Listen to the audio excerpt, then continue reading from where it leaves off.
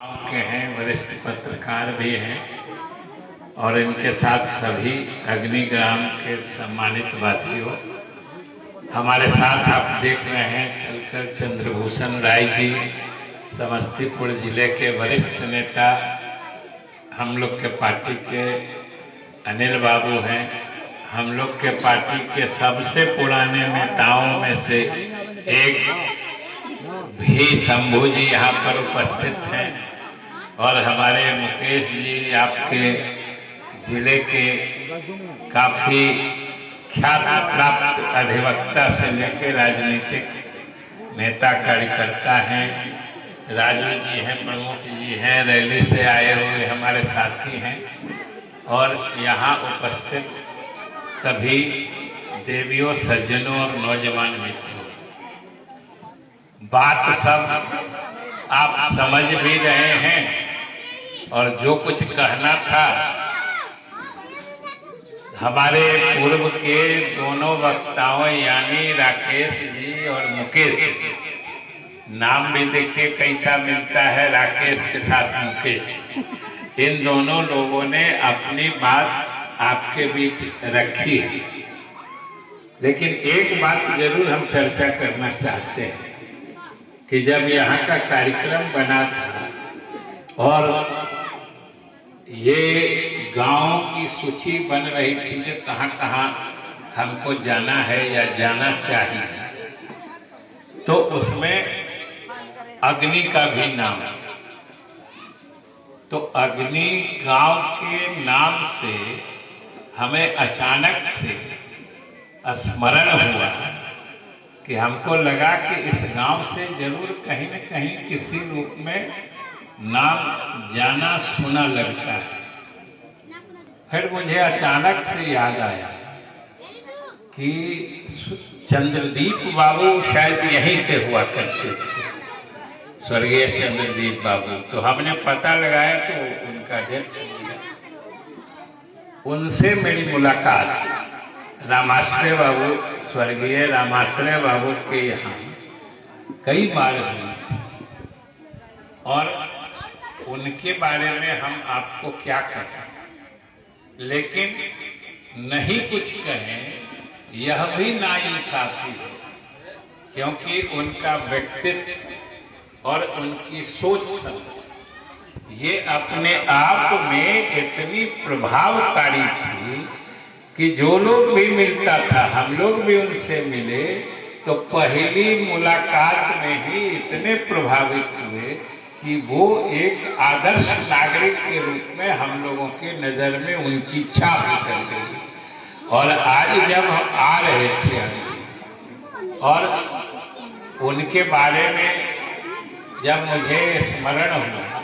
तो बरबस पुरानी बातें भी, चंद्रदीप बाबू के साथ रामाश्रय बाबू का जो जुड़ाव था और दोनों जितने स्नेही व्यक्तित्व के थे, रामाश्रय बाबू का भी लगातार अथाह स्नेह हमें प्राप्त होता रहा था, क्योंकि आप सबको पता होगा और नहीं होगा पता तो हमको बताने में भी कोई दिक्कत नहीं है कि हम शुरू में 3 टर्म मैंने 3 बार कांग्रेस के ही एमएलए थे जब रामाश्रय बाबू मंत्री हुआ करते थे। और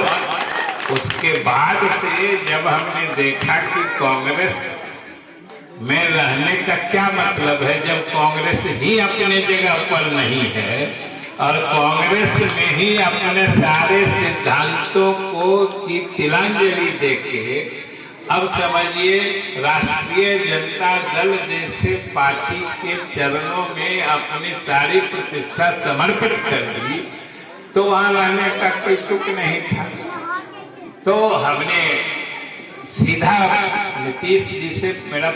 बहुत पुराना ताल्लुकात था। 85 में जब वो विधायक बन के आए थे, हम लोग साथ काम किए थे और उनकी ये इच्छा बहुत पहले से, वो हमको पिछले 10-15 सालों से कहते थे कि आप इधर आ जाइए, अब कांग्रेस सही जगह नहीं है। खैर वो अलग कहानी है, लेकिन यहाँ आने के क्रम में मुझे चंद्रदीप बाबू की याद आई, और चंद्रदीप बाबू की याद आई तो बरबस रामाश्रय बाबू की भी याद आई, क्योंकि उन्हीं के सानिध्य में उनसे मेरी मुलाकात 2-3 बार हुई थी। और उसी क्रम में ये संतू जी जो मुखिया जी हैं, आजकल तो इनसे बेसी एक्टिव हम आदमी नहीं देखे हैं, तो ये भी उसी समय से हम लोगों से जुड़े हुए हैं। और बाकी बात जो राजनीतिक बात है आप समझते हैं, और उसके बारे में हम कुछ कहेंगे। उससे कबल जो राकेश जी ने और मुकेश जी ने विचार व्यक्त किए, उसके संबंध में हमको 2 बात दिमाग में कि राकेश जी कह रहे थे सड़क की समस्या शायद स्टेशन बगल में है, और ये सड़क अभी तक नहीं बनी है, जिसके कारण लोगों को घोर परेशानी हो रही है। और उसके बाद उन्होंने यह भी कह दिया है कि चुनाव होता है, नेता आते हैं, आश्वासन देके चले जाते हैं, होता कुछ नहीं। अब आप बोलिए कि हम क्या, जब पहले ही ब्रैकेट में है कि नेता आए, आश्वासन दिए, चले। इसलिए उसके संबंध में हम सिर्फ इतने कहेंगे राकेश जी से कि वो एक जागरूक नागरिक ही नहीं बल्कि पत्रकारिता से जुड़े हुए हैं, जिसका ये दायित्व होता है औरों को भी जागरूक करने का। तो इसलिए कि भाई आप अगर जागरूक रहेंगे, आप अपने समस्या के प्रति सजग रहेंगे, तो मैं सिर्फ इतना ही कहूँगा कि मैं भी कहीं आपकी मदद में पीछे नहीं हटूंगा। इतना तक हम जरूर आपको भरोसा दिलाते। और ये जो हमने कहा, ये सिर्फ एक सड़क की बात नहीं है। सड़क की बात तो उन्होंने अभी कहा, और उनको भी पता है कि हम लोग का प्रोग्राम अभी काफी विलंब से चल रहा है, इसलिए हम ये भी मानते हैं कि कुछ और समस्या भी होगी तो हम लोग का समय बचाने के लिए नहीं बोले। तो जो समय बचाने के लिए जिस दुख दर्द की चर्चा उन्होंने नहीं भी की है, हम उसके लिए भी कहते हैं कि अरे आज अग्नि गांव में आके जब हमने आपसे एक नजदीकी संबंध बनाया है, तो हम आपको आज ही ये अधिकार भी देके जाते हैं कि भाई भविष्य में जब कभी किसी बात के लिए, चाहे सार्वजनिक बात हो, व्यक्तिगत बात हो, मेरे मदद से अगर कुछ आपकी सहायता हो सके तो निसंकोच बताइएगा। और अगर आपकी कुछ हम मदद कर पाए तो ये आपका नहीं, हम अपना सौभाग्य समझते हैं कि हम लोग भी किसी की मदद करें। और मुकेश जी कितना अच्छा से बोल रहे थे कि भाई वकील लोग जितना बहस करता है, क्लाइंट लोग उतने खुश होता है, अरे वकील साहब का आज जजो साहब का चुर्री बोला, कितना देर हो। लेकिन भाई ऐसे वकील भी तो होते हैं ना, जो कम ही बात में जज को इतना कन्विंस कर देते हैं कि अपने हित में फैसला ले ही लेते हैं, कम ही बात बोल के। तो मुकेश जी तो उस श्रेणी के लोग हैं कि भाई कम ही बात बोल के, यहाँ जज कौन है, वकील तो इनके साथ हम लोग भी हैं, और जज के कुर्सी पर आप बैठे हैं। ये कम ही बात में बोल के इशारा किया है इन्होंने कि हम और देर तक आपको बता सकते थे, लेकिन कम ही बात बोल के भाई आपका आशीर्वाद, आपका स्नेह हमको मिले। और जिस तरफ इन्होंने इशारा किया है, हम सब उसी के लिए आए हैं और इन्हीं के बात के साथ अपनी बात कहने आए हैं कि आज जो हालत है, हम कहें कि अग्नि के लोगों को हम लोग क्या कहेंगे। हम लोग तो समूचे बिहार घूम के कहते हैं, हम लोग एक ही बात करते हैं कि अगर भाई ये 15-17 साल की जो हुकूमत है नीतीश कुमार के नेतृत्व में एनडीए की, अगर आपको 15 साल पहले वाली स्थिति में और आज की स्थिति में कोई फर्क नजर आता है तो आप जरूर हमारी मदद करिए, क्योंकि हमें तो अपने उपलब्धियों पर या हम लोगों ने जो बिहार के लिए किया है, ग्रामीण क्षेत्रों के लिए जो किया है, तो हम लोगों को अपने उपलब्धियों पर, अपने नीतियों पर, अपने कामों पर इतना जरूर भरोसा है कि भाई 13 तारीख को आप सब की बात भूल जाइएगा, क्योंकि पता नहीं इससे पहले अग्नि गांव में और कोई आए थे कि नहीं आए थे हमको नहीं पता है, लेकिन अगर आए भी होंगे तो आज हम भी आए हैं, कल और लोग भी आएंगे। तो हम ये कह रहे हैं, देखिए चंद्रेश्वर चंद्रवंशी जी भी आ गए हैं अग्नि के दरबार में, तो हम सिर्फ आपको आइए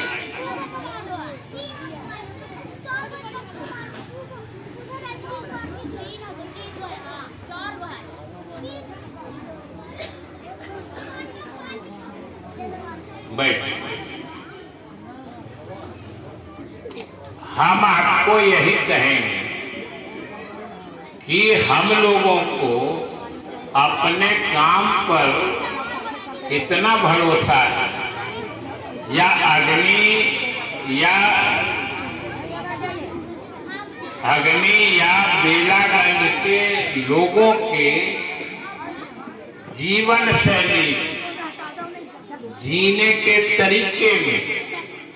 पिछले 18 वर्षों में जो परिवर्तन आया है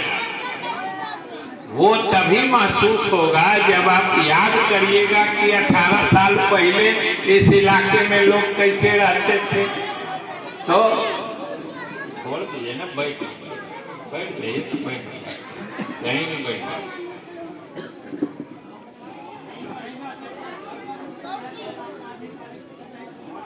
आप स्थिर से हमको दे दीजिएगा, बीच में कहिए तो माइक भी दे देंगे आपको। तो हम ये कह रहे थे कि अभी जो भाई साहब बोल रहे हैं, हम इनके साथ आप सब लोग को कहना चाहते हैं कि आज हम आए हैं, कल कोई और आएंगे।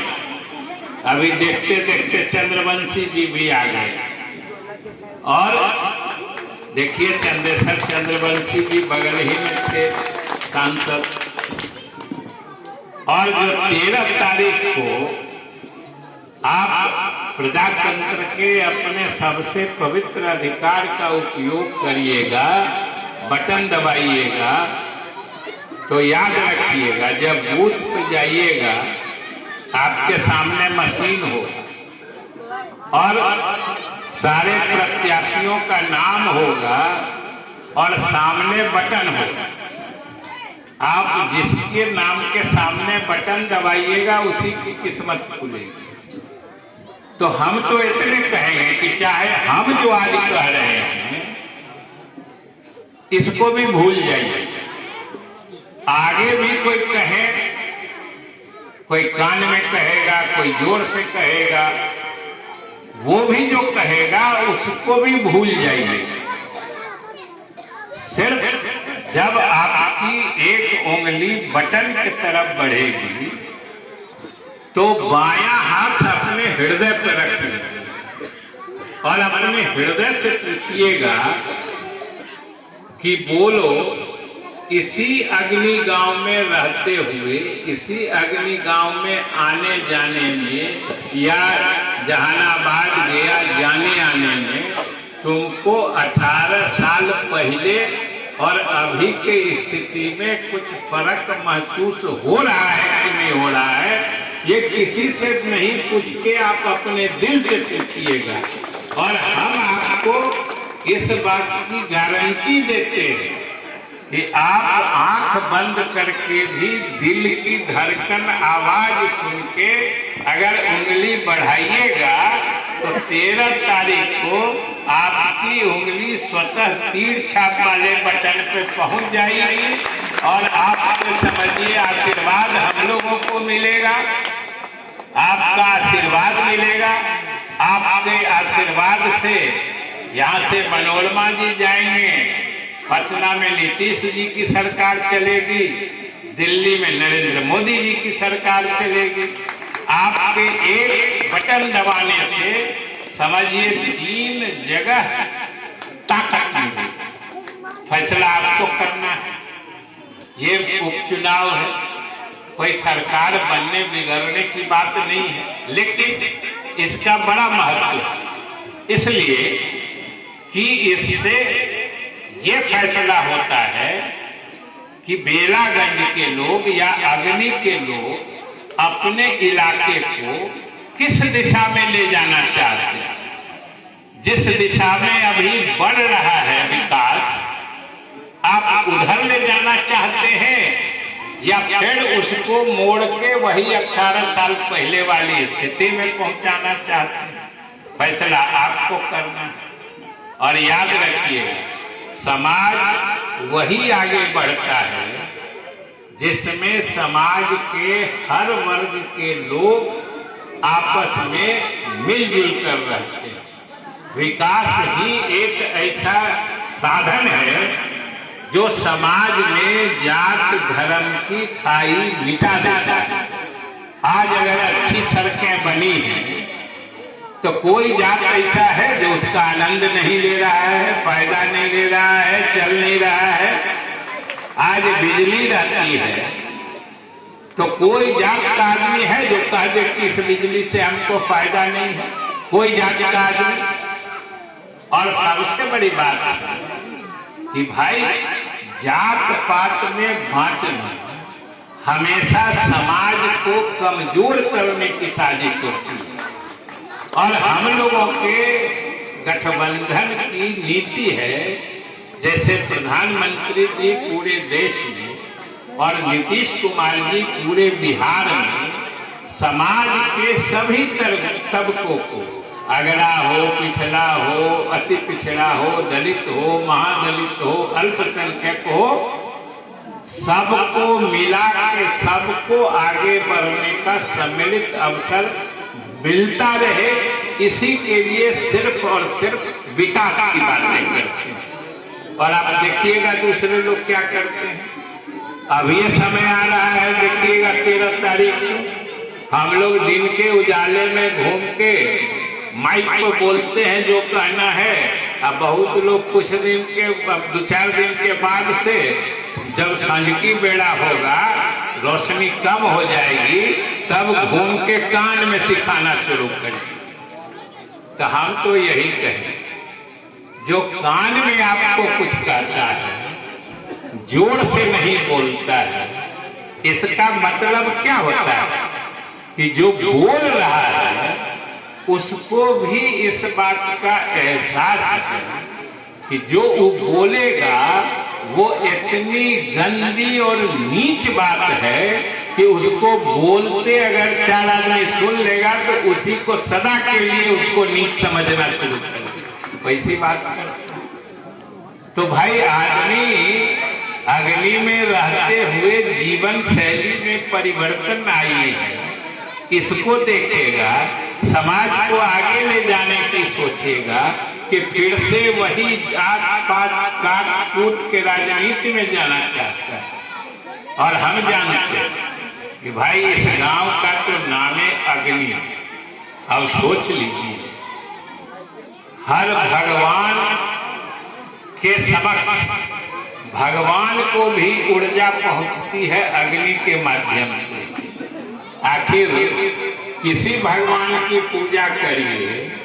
अंत में तो हवन ही होता है। और वो हवन काहे होता है? कभी सोचे हैं कि आप जो अपनी श्रद्धा हो,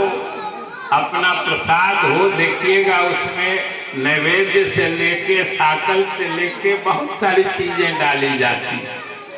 क्योंकि माना जाता है कि इस संसार से अगर कुछ सीधे देवलोक में देवता तक पहुंचानी हो तो उसका सबसे सरल और कारगर माध्यम अग्नि ही है, जिस अग्नि गांव में हम लोग आए हुए हैं। तो भाई जब अग्नि जो है दूसरे लोगों की भावना और विश्वास को भी देवता तक पहुंचा देते हैं, तो भाई ये तो चुनाव में हम इस भरोसे के साथ आए हैं, इस विश्वास के साथ आपके दरबार में हाजिरी और अर्जी लगाने आए हैं कि आप आशीर्वाद दीजिएगा और हम लोगों की उम्मीदवार जिसको तीर छाप में आप आशीर्वाद दीजिएगा, ये सीधे देवलोक यानी विजय पताका पर पहुंच जाएगी। यही हम आपसे अनुरोध करने आए हैं और हम भी आए हैं। तो राकेश जी को भी हम कहेंगे कि सड़क की बात तो है ही, अगर कोई मेरे लायक आगे सेवा हो, किसी की सेवा, तो आप ही माध्यम बनिए और हम लोगों के साथ अगर हमारा आपका संपर्क जारी रहेगा तो समस्याएं तो समय के साथ बदलते रहते हैं। इसलिए उनके बारे में हम सिर्फ इतना ही कहेंगे कि आपकी समस्या के समाधान के लिए मेरा हर संभव हर प्रयत्न उपलब्ध रहेगा। आप हम पर भरोसा करिएगा, हम भविष्य में कभी आपको निराश नहीं करेंगे। इन्हीं शुभकामनाओं के साथ बहुत बहुत धन्यवाद।